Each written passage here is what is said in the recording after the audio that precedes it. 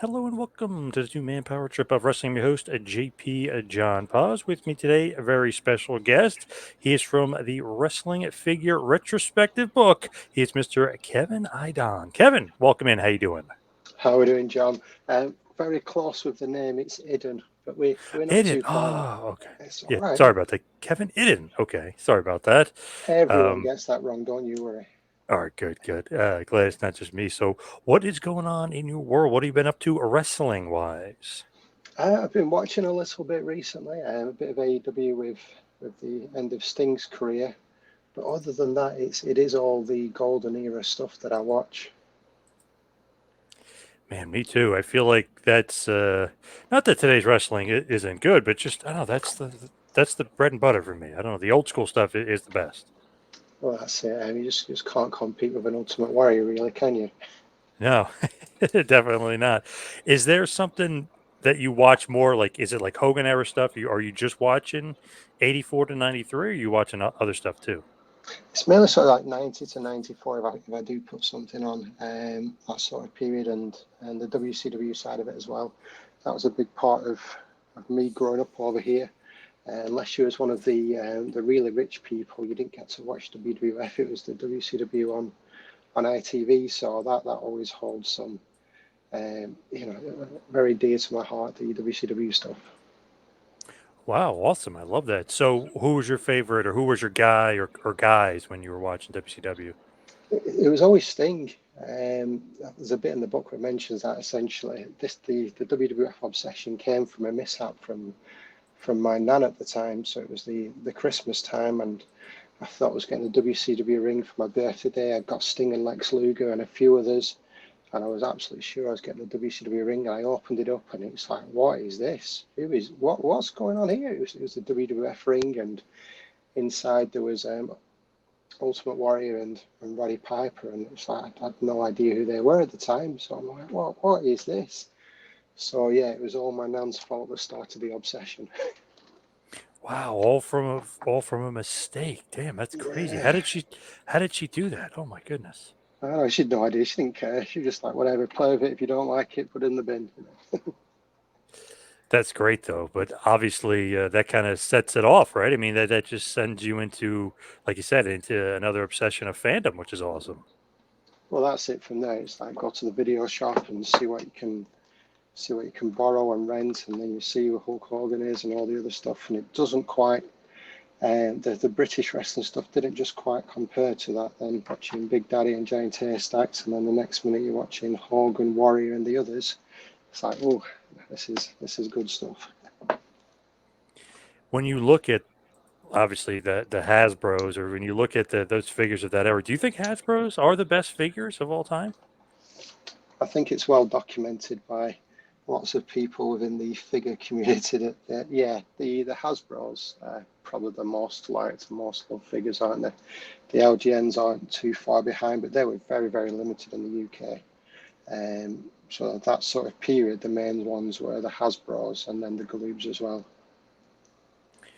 Do you think that in your heart of hearts, that's definitely the best? I mean, better than what they're putting out today. I know some people praise some of the Mattel stuff today, but do you think Hasbro is definitely the all-time best? Without a doubt, the people are still talking about them 30 odd years on, still collecting them.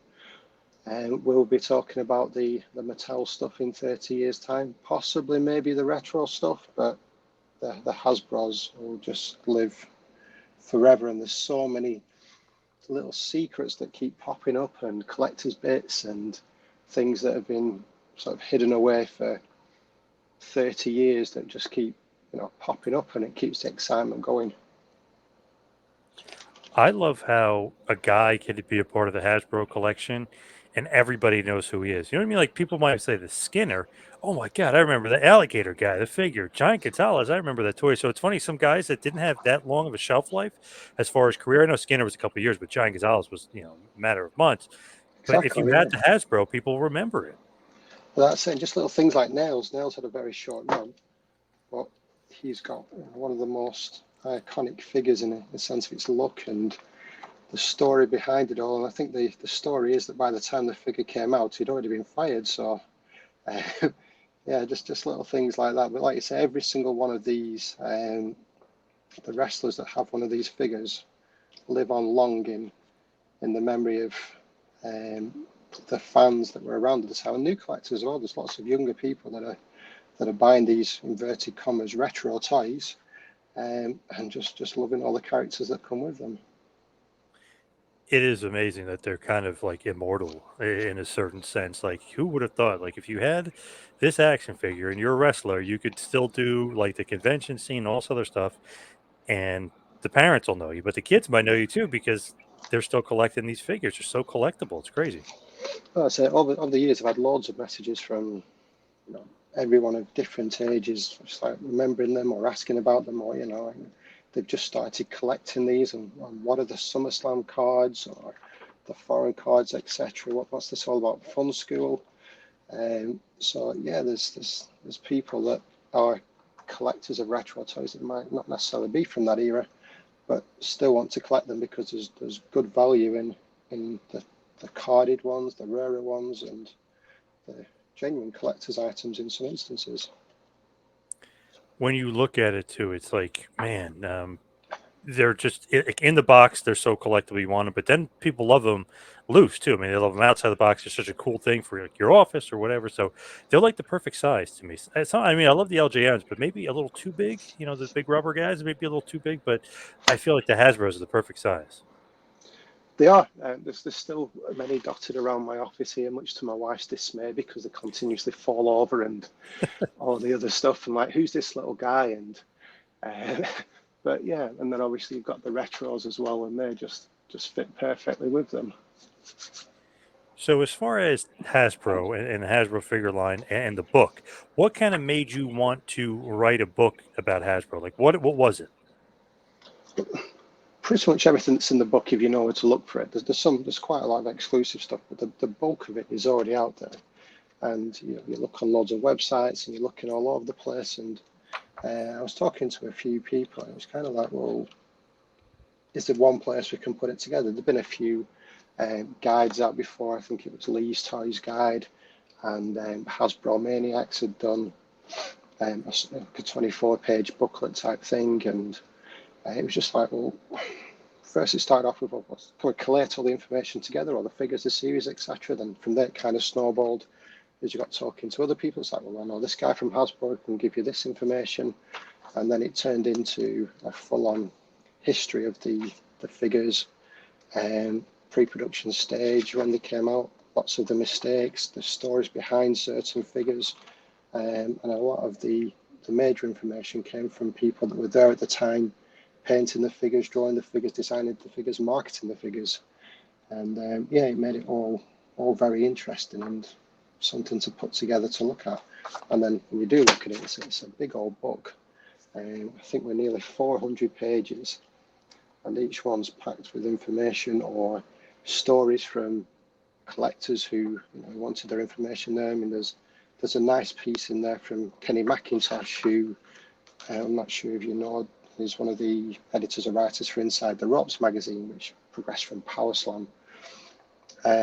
So that was before he did that, and then, like I said, there's a nice piece in there from him and other people. So yeah, it kind of became a bit of a community thing to start with. There's a few hiccups in the road along the way, but ultimately, yeah, this full big book came together.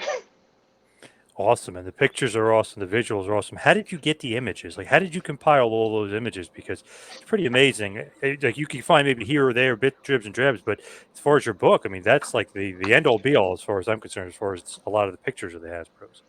Well, there's a lot of work went into that. So there was a big thing along the way about credit for images.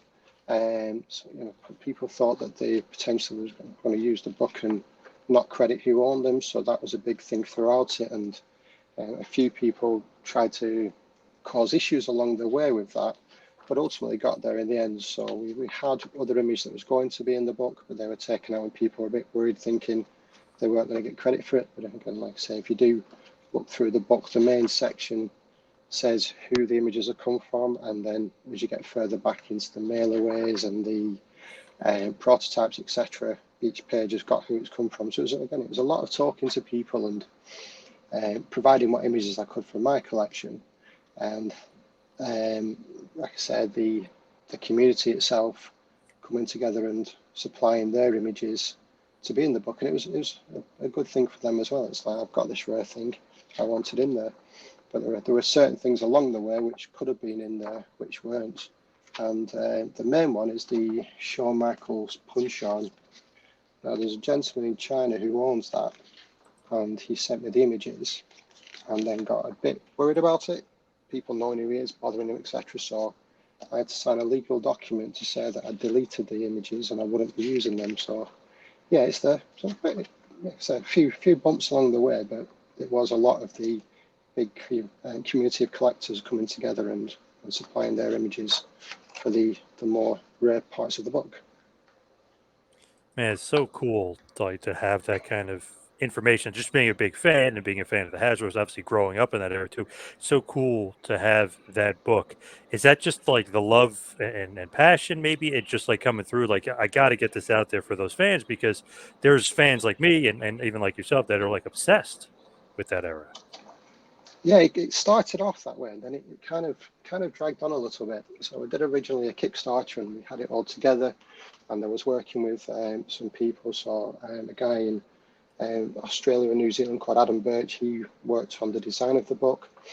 I had a guy called Nick Bartley who's got a YouTube channel, Hunting Nostalgia, so he was involved in quite a bit of the writing with the figure characters, etc. But we put it all together originally, and I kind of read through it and I thought it was rubbish. So I don't like this.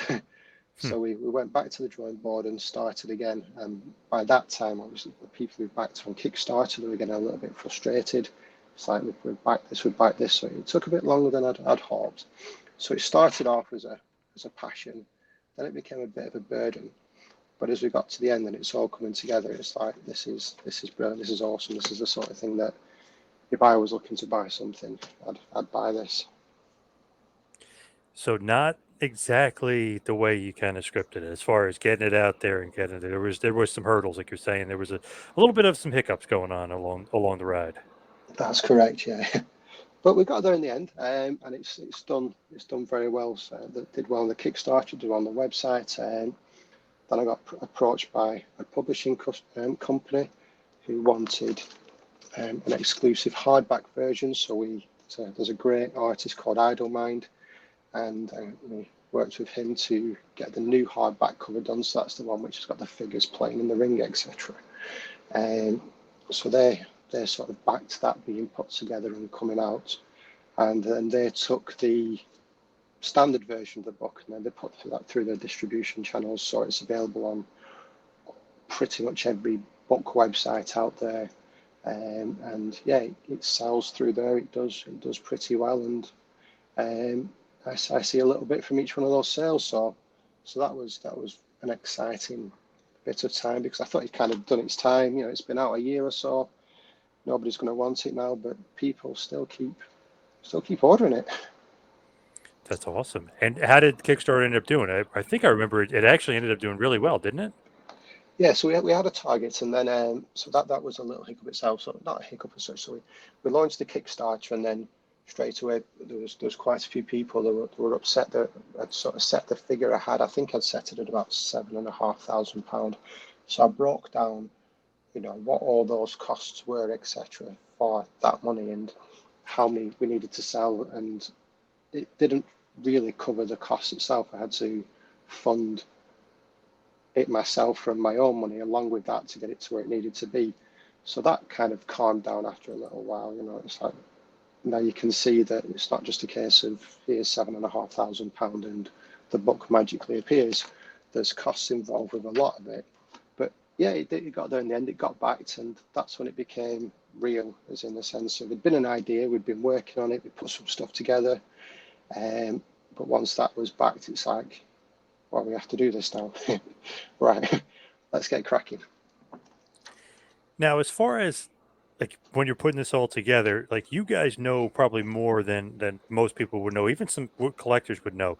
Like for instance, like the rhythm and blues, right? Wasn't Valentine the rhythm? Wasn't that worth like a ton of money? Is that like the most, as far as financially, the best, or the, like, if you want to make the most money off a figure, that's the one that you would want to get if That's you can't even get it? yeah. So there's very, very few. I think there's 5 in total now. There was one, then there was 2, then there was 3, then there's 2 more came on the market. So there's 5 out there in various conditions. But originally, when the first one popped on the market, that went phenomenally well. Like serious collectors, tens of thousands of dollars, etc. So that's where they were, and I was lucky enough to be involved in the discovery of the USA Lex Luger and Doink the Clown, the second one from the fabled Orange Card series. So I was on holiday, and I just got an email from a guy who was about to put some stuff on to eBay. He was I think he was a Star Wars collector mainly, and he's like, I can see you've done this. What do you, you're doing this project. What do you know about these figures? And it's these can't be real, can they? So we had a look at that, and we spoke with people like Matt Cardona, who had the sheets and the color codes, etc. And it was quickly ascertained that these were the real pre-production figures for those two. So we whacked them on eBay, and then they both went for, I think Lex went for about $11,000 and Doink the Clown for about 8.5. But yeah, things like that just keep popping up. There's a Facebook group called Pre-Pro, a guy called Dan who works with a lot of people from Hasbro, mainly on G.I. Joe, etc. But he occasionally comes along with some Hasbro stuff, and one of their employees had a box full of the pre-production figures, including the 2-up of Greg the Hammer Valentine. So it was essentially all the figures that you saw from the adverts, which all were slightly different or considerably different from the actual releases. And I think it was Matt Cardona, again, who won that originally, and then he split it up. But yeah, there's just so many little things that keep popping up like that. Those pre-production figures are the ones which hold the most value in collectors' eyes. It's crazy, that Orange series. Like, if you look at it, right, like who could have been in it? I think it's Luger, Doink, Jeff Jarrett, Men on a Mission, or was Diesel maybe? Yeah, so there was Diesel, and then there was a Bastian Booger as well. So you're very good with your knowledge there. And then the awesome thing that's sort of happened since then is each one of those figures have been released by the various new retro figure companies in one form or another. So Zombie Sailor's done a couple. I think Grapplers and Gimmicks have done another. Diesel came out with the retro line itself. So you can still get this this collection. I know WWE did the Diesel and Doink and Lex. So yeah, and what I think what Zombie Sailor's done as well is he's put his 2 figures on orange cards, his Bastian Booger and these Jeff Jarrett. So it's nice that you can still get these figures that were meant to come out but didn't come out. Yeah, that's awesome. Great idea, like to think about it and to do that, because the Orange series doesn't come out. Is it financial reasons? Did they lose their contract? Is it because no more Hogan, no more figures? Like, how come they lost the Hasbro deal and that Orange series never came out? Well, that was the thought behind it. So it was due sort of late '94 and then into '95, but the contract had run out. And when we're speaking to Ron Rudat and a few others, he said essentially they'd start maybe a year before the figures were due out on the design stage of it. So they'd have the drawings ready, possibly some mock-ups, but then by the time the contract was done, they were just essentially put to one side, thrown in the bin. No use to anyone apart from all of us who wanted these figures years later. We might not have known it at the time, but as time's gone on, everybody's wanted these figures. I love it. When you think about like Hasbro's and you think about like favorites, just give me some favorites. Not like the ones we mentioned, but like some other ones that are your absolute favorites. So just sort of going through the collection, some of the ones that I liked the most, just peculiar ones in a sense, like the Sergeant Slaughter. It was an awkward figure, so he had the hat, but he's got his finger pointing out, so that was always great for poking people in the eye with. Who else have we got? Really didn't like Ric Flair. I think in my book that was rated the worst figure. That was a horrendous little figure. I think Rick Rude got a bad rating as well from that. But Papa Shango, you had the Bones which came with him, so that was a good one. Nasty Boys tag team, really liked those. Nails again, that was unique. Who else is up there? I think one of the top ratings in my book was the first Macho Man. I think that was an awesome figure. There was a lot of these sort of arm up, arm downs later on, but that was there from the start. So yeah, some of the Hacksaw Jim Duggan, almost forgot about that one with his 2x4, so you can hit everyone over the head with it. So yeah, there was some cracking figures in that line. I always loved the ones that had the punch, if you will. Like you had to be able to have the hand to punch. To me, anyway. Like that just made it a better figure. Like Brett had the hand, like you said. Savage had the fist. I feel like anybody had the fist. I loved it. Rude and Flair were terrible.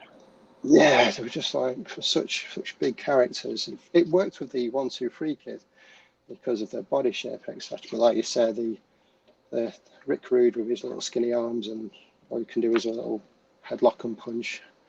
But yeah, the Macho Man ones were always pretty good. I wasn't overly a fan of the last one with the big things hanging off his arm, but that was a good little figure as well. The tassels, very colorful, but not great to play with. Plus, you had the left arm. You wanted to be able to elbow with the right arm. So yeah, they kind of screwed that one up a little bit. There was a lot of that, and then like I said, from speaking to people like Ron and Bart Sears, they weren't really wrestling fans at all. So for them, it was just a job. So when they're sort of designing these figures and putting the stuff together, they're just sort of looking at reference slides and working out what they think from there. But yeah, he wasn't bothered about these figures at all, other than this is what I'm being paid to do at work at the moment. Does Hogan have the most amount of figures? Because I have 4 of them. I don't have the red one, but I do have 4 Hogans. Is he the most technically at 5?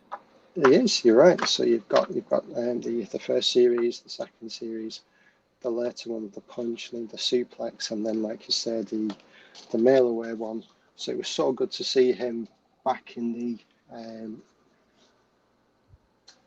retros line with a couple of figures there as well. That's just obviously simple math. He's the most popular guy. He sells the most. We got to keep making his figure. We'll make him a little different every time. Yeah, but you needed the other figure, didn't you? Apart from the punching one I didn't like, but the others, like the suplex one, I think that was awesome. The hug one was a bit awkward. You couldn't really do much with that one. But yeah, the original slam one, that was a good Hogan figure. The red one has got to be worth the most, right? As far as just not outside of Valentine, but I mean the one that was you could mail away for, you could get it. Is the red Hogan worth the most? Yeah, all the mail away ones hold a lot of value. I think yeah, the Hogan one is the most expensive of the lot. But on that subject, there's a couple of stories that I had of people that had toy shops at the time, and essentially they were just, because they had so many of them, they were just in like a little bargain bin at the front, just a few dollars, and then you could just go in and get one. But nobody really wanted them because they weren't on a card, and it's crazy how much in value they've all gone up since then. Man, I love how they just keep going up, right? I mean, there's never been going down. They just keep going up. But they will as well, I think, because a lot of people, if they buy one, they're either going to keep hold of it and display it. Then there's people that want to open it and move the arms. And once it's out the bag, yes, it's still worth a lot of money, but not the same. Now, your collection, what's like the holy grail? What's the best possession that you have as far as your collection? I've moved a lot of stuff on over the years, so I still have a couple of the fun schools which have gone up dramatically in value. But the thing I like the most is a custom Greg the Hammer Valentine's Rhythm and Blues. So it's made by WWF Hasbro 2-Up Customs. He does these awesome figures, and they're so much like the real thing. It's unbelievable. Like I say, he does 2-ups of them as well. So I got him to make one of these for me, and they even put the little heart on the back, which was, I think it was only on one of the figures at the time, but as you turned around Greg, he had a little heart on his backside for some reason. But that's the thing I like the most. The rest of the stuff is all pretty standard stuff.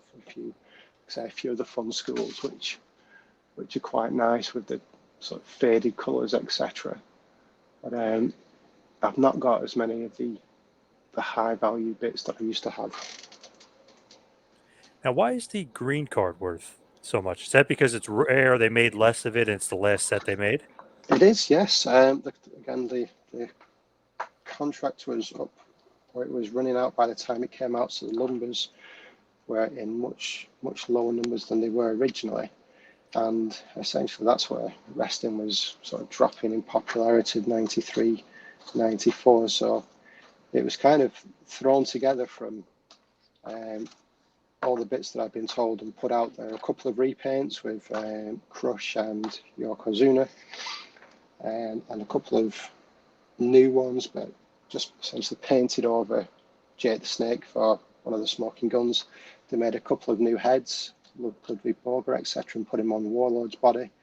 But it was very much a set to throw together, to put out there and fulfill the obligations, etc.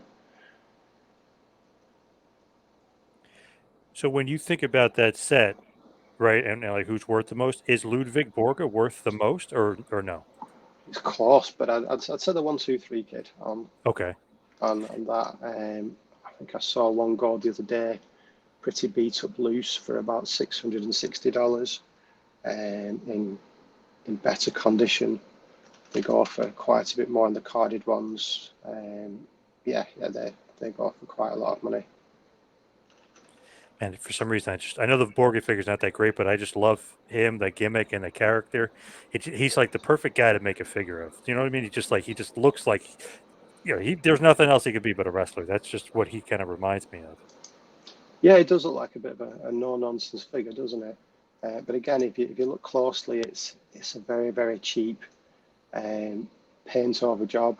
So his like boots are painted on, and again, it was a lot of reused parts at that stage, and let's just get this done and dusted and out. Did you find that a lot, like as their contract is running out, like they were kind of just piecing stuff together? You do notice it through the series. So once you get past sort of series 9, there's a couple of reissues. Hacksaw Jim Duggan was tweaked a little bit. Tatanka was brought in because the Brutus Beefcake figure wasn't going to be released. But as you get into series 9, you have Marty Jannetty, which is his old head on a new figure. Razor Ramon reissued in his original colour and repainted. Same with Shawn Michaels. Bushwhackers just swapped the heads and put some caps on and gave them a repaint. So yeah, it was rather lazy at the end, but you can kind of understand if interest in the products waning at the time, you're probably not going to spend too much more on them when you can rehash some and bring some more out. Yeah, true. Now, you mentioned beefcake. Is there a red and yellow beefcake? 'Cause I don't remember that one, unless I'm crazy. Was there actually? Is that actually a real Hasbro? So it is and it isn't. It was due for release, and there's a couple out there.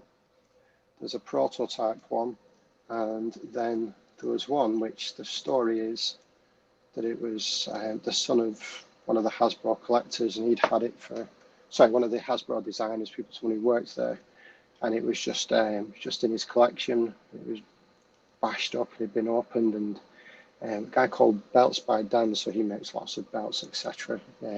Belttalk.com. So what he did, he provided the story for my book as well.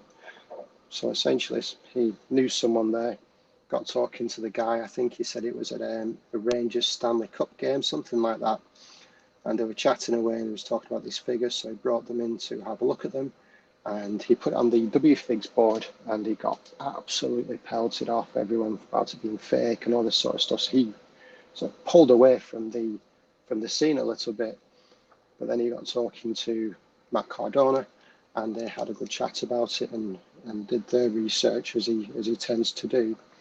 And it turned out this Brutus in the red and yellow on the backing card were legitimate things. So it never got released. It was going to be released, and it got pulled. So it's a bit like some of the other figures that were due for release but got pulled. But there's definitely a couple of those out there, and I think, if I'm right in saying at the time, this red and yellow one went for $8,000 Oh, at boy, first. Jesus. Wow. And I know it ended up in Matt Cardona's collection. I don't know if he does still have it, but yeah, it was crazy. And just seeing these little bits come up, and then there's, like I said, I think I've seen three. There's this one, there's another one, and then there's one which with a collector who doesn't want to be sort of named and bothered. But yeah, it's just like through this book, you see things on forums and you see little bits, but it's actually getting to know the people that have had these figures or where they've come from and the stories behind them that brings a lot more legitimacy to the items themselves. And it's great to see those and read some of the stuff I could put in, some I couldn't, but just finding out about all these awesome little bits and pieces as time's gone on. It's so fascinating with the story. Yeah, that's so crazy. It's like, this isn't real. No, it's real. Nope, it's worth this. Oh, nope, it's worth 8,000. Like, oh my God, jeez Louise, crazy. It isn't, and like I said, things keep popping up. You think that we're done and dusted, but then we're not. So you've got Sean, who's in China with his KWK collectibles, and he's brought out his retro figures. So he's done a Mantar and a few others. Mike, I was talking to Mike a lot, unfortunately, before his untimely death, and he was so excited about these figures coming out, and we were both just so disappointed and upset that he didn't get a chance to see this figure come out. But Sean speaks to a lot of factories in China where a lot of figures are made, etc., and he just comes up with these bits. So recently he found a few prototypes. So he found the Steiner brothers from adverts and some Mr. Perfect mock-up with black hair, and he's blue and yellow, and just all these fascinating little bits and pieces in there. It's amazing. Was there anything in the book that you weren't able to cover that you wish was put in there? Like, oh, I wish that was in the book, or something that maybe you missed? Well, one of the things that kept delaying it, I had to draw a line at some point because we get towards the end and we're just about done, and then here comes the Lex Luger and the Doink figure. It's like, well, I need to put those in, and then somebody else would find something, so it's like, well, I need to put that in. So, like I said, we had to put a line, sort of underline it at one point. But yeah, there's plenty of things that have sort of happened since. But one of the last things that we managed to put in was the original artwork for the ring, which had been floating around, and some people had seen a few little pictures and that sort of thing. But we managed to get the highest resolution of the original the ring artwork, and it's got the sort of cartoon drone figures on the front as opposed to the figures themselves. And it had a different name. It had what looked like the 86 belt in there. So yeah, it's just all those little things. But yeah, quite a lot of stuff's happened since, which sort of made me think: do I do another version? Do I expand it? But we'd be here forever, I think, with how much stuff keeps popping up. Anything right now that you're like hunting for or looking for, or something that's in your grasp that you think that maybe collectible item from Hasbro that you are gonna get? Myself, Yes. I'm not too sure. So there's a couple of collectors who've got quite a lot of pre-production pieces, and it's like, do I justify that? I'm a dad now. I was a dad of one when we started the book. Now I'm a dad of two, and I'm older. We've got things we want to do, and bills to pay. And can I justify to my wife spending that amount of money on a collectible figure? I don't know. So I'm probably going to leave that to the big boys now. Yeah, it's true. You can definitely get in trouble with the wife, or you got to hide it. You know what I mean? Got to hide it in your office or something. You can't let her see. I think it's like you see the bank account and where's that money gone? But yeah, back to the ring. The ring was originally going to be called the WrestleMania ring, and yeah, it had a different championship belt, but on the front it was like a drawing of the Ultimate Warrior and like the figures, Hulk Hogan pressing Macho Man, and I think it was Jake the Snake that's in the ropes as opposed to Rick Rude. But yeah, that was an awesome little find and little thing to add to the book. Any other thing come to mind as far as like maybe the best find or maybe like your craziest find?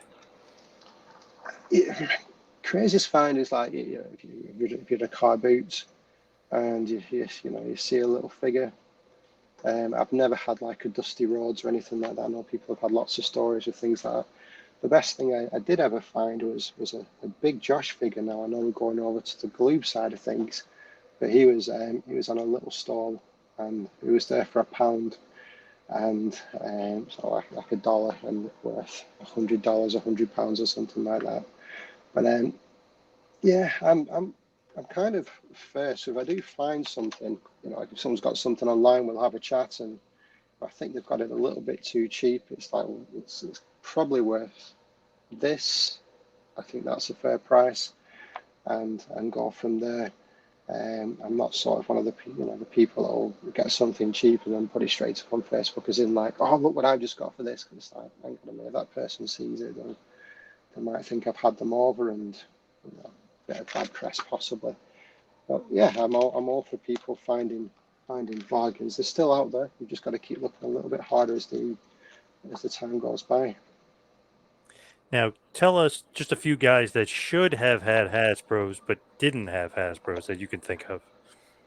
It's a tough one because if you sort of go back to that time, pretty much everybody who was everybody got one. So there was a little bit in the book from Ron Rudat about the Beverly Brothers. Now there's a lot of debate whether they were going to have figures or not, as there was reference slides. But I think he confirmed that they'd originally started doing something with it, but then it came down to the colours and the budgeting. It was something trivial like that. But I think some of the ones which could have done Barbarian maybe. So I know Epic Toys have done their version of the Powers of Pain, but that, possibly a little bit before. But I think pretty much everyone from that period got a figure, didn't they? Yeah, almost everybody, it seemed like. Yeah, maybe Barbarian should have, could have, right? Yeah, But yeah, but outside of then that, yeah, you're right. Yeah. well, that's it. There was ones that we almost got. So tugboat, we nearly got a tugboat. Heart Foundation, Jim Neidhart, we nearly got that. Berserker originally had a different action, so he was going to be on Texas Tornado's body. So there's a few interesting figures that we could have had that we Maybe didn't the get. maybe the Genius? I'm trying to think of somebody that, random that could have got one. Potentially, I know when we sort of chatted to him, there wasn't any interest in managers or that sort of thing, but just little things like Axe was originally coming out with what ended up being the Crush figure mechanism. So yeah, just so many little anomalies which could have been but weren't. As we hit the wind down here, we head towards the finish. Just a couple quick hitters for you. Who's your favorite wrestler ever? See, it's tough. If I'm sticking with Hasbro, I'm Hulk Hogan all day long. It's hard, with lots of things that have happened since then and things that have been said and done, etc. But from a childhood point of view, um, I think everybody was a Hulkamaniac, whether they still admit that or not. Favorite match or maybe matches? I'm very big on the WrestleMania Hogan versus Warrior. Technically, obviously not a great technical match, but the atmosphere. Then Rock and Hogan, Bret and Bulldog at SummerSlam. So I think all the big matches from that era, and then if we lean into WCW, as terrible as the Sting Hogan match ended up being, from an atmosphere point, that was awesome. But my favourite live match was British Bulldog versus Vader in Blackburn Arena of all places, and it went to I think Vader got knocked over the top rope or something, and they had the ruling that it went to, you knocked someone over the top rope, you're disqualified. But everyone thought the Bulldog had won the WCW title there, and he got everyone in the ring, and it was brilliant. Wow, that's awesome that you were at that show. Wow, great. Is your favorite promotion WCW overall, though, looking back, or would it be WWF? Yeah, it's WCW. Uh, Even through like the Monday Night Wars, I was more on the WCW side, and essentially most of the childhood heroes had moved there anyway, so that was where that is. Still a lot of nostalgia, but it's obviously it's very tight between the two from that period. Now, as far as current day, do you have any current day favorites or anybody that you follow or like, or not really? No, I've tried to get into AEW and watch a bit of that, but there's got to be something interesting. Um, I know Tommy Billington quite well, and it was great to see that he was on AEW this week and had an awesome match there. So people like that, seeing people come through that I've either previously known or kind of know, or know enough to follow and watch what they do. So things like that's good. But from a modern day thing, I can't really sort of get into it. I thought I'd maybe like Rick Steiner's son, but it's just not what it was. That is very, very true. Now, before we let you go, where could everybody get the book, and give us one last big plug of why they should get the Wrestling Figure Retrospective book? Fantastic. So the book is available in all good bookstores, as everyone would say, but the exclusive hardback version, which is the premiere edition, is exclusive to WrestlingSuperstore.net. On there, that's where you'll find that, and definitely have a look at it. Many people have, and they love it, and it goes beyond being just a guide to the figures and the series, etc. It digs into the background, the history, all the people that were involved, and the stuff from the major collectors and what they've found. There's some really random things about international knockoffs and the Simba ones. Um, we got the access to the high resolution design drawings. So there's some on Google which are low resolutions, but these were all the high resolution ones, so you can read all the notes that are scribbled on there, and yeah, it's the definitive guide to the history of these awesome figures. Now, where could everybody find you at social media and find the book and everything? The Twitter and Instagram, they're WWF Hasbro book. Same with Facebook, and they're the main places to see it. If you drop a message on there or just have a look what's going on, I'm pretty quick at getting back to everyone. I do get a lot of questions about specific things or things they found. I get a lot of people ask, I've had these in the loft, so I do get round to everybody as quickly as I can. And even though the book's done and dusted and out, whenever anything new pops up, it goes on those, and everyone can see what those are. We've worked with quite a few people in the past, so you've got Edge Retro Toys, Franchise Kicks, people like that who've had the book and reviewed it and put their stuff up on YouTube as well. So there's plenty of stuff out there. But yeah, WWF Hasbro book is the easiest place to find any of the socials. Can you get it on Amazon as well? Yeah, so the Amazon version is the softback version.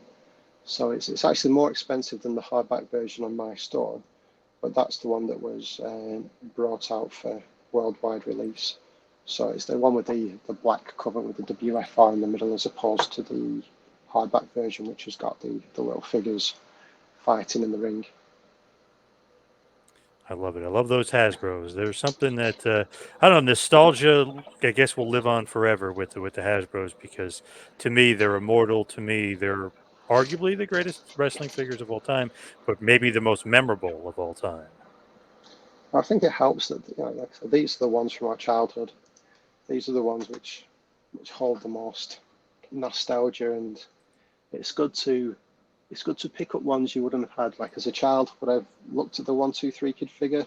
Not a chance. Now it's like, yeah, I want a 1-2-3 Kid figure.